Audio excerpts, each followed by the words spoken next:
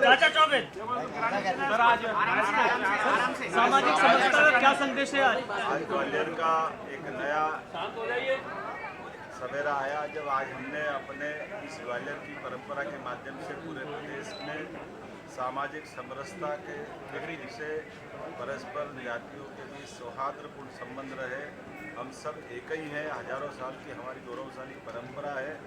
Doctor Bhimrao Ambedkar ji ने भी सामाजिक समरसता समता का सिद्धांत दिया, संविधान में सबको अधिकार दिया।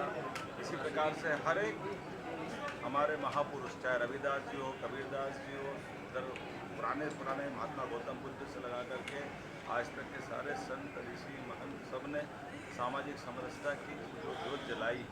इसी से हमारे देश में न केवल हमारे देश की अच्छाई सच्चाई बल्कि हमारी मानवता के सिद्धांतों की स्थापना को बचाए रखने में लंबे समय तक देश अगर इकट्ठा है तो सामाजिक समरसता के बलबूते पर ही।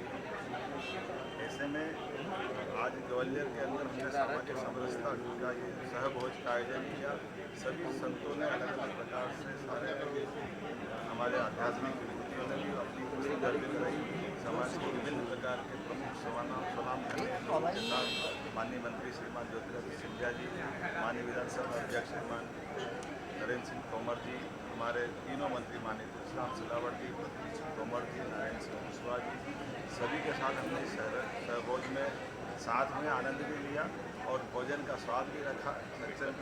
अम्बेडकर धाम के लिए 12 करोड़ रुपया हमने और देते हुए जो चौरासी गाँव में निर्माण का जो अम्बेडकर जी का 50,000 स्क्वायर फीट का जो भवन बन रहा है, इसमें 8 करोड़ की लागत से जो निर्माण हुआ उसमें 12 करोड़ और एस्टिमेट की आवश्यकता थी।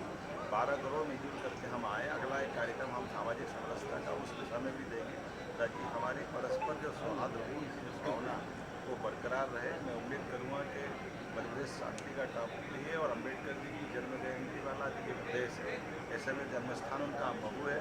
उनके भाव को भी आत्मसात करते हुए हमारे बीच परस्पर सौहार्दपूर्ण संबंध बने रहे।